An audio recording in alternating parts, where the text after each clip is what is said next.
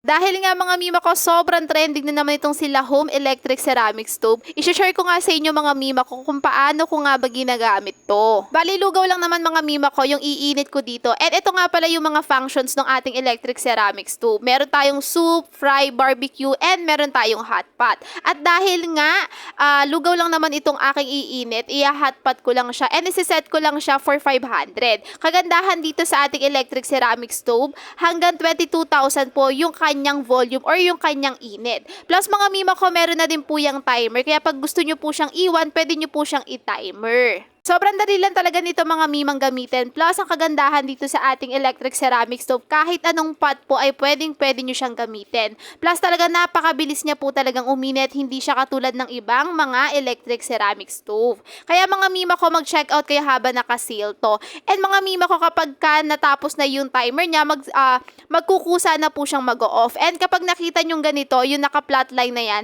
pwede nyo na pong tagalin sa socket.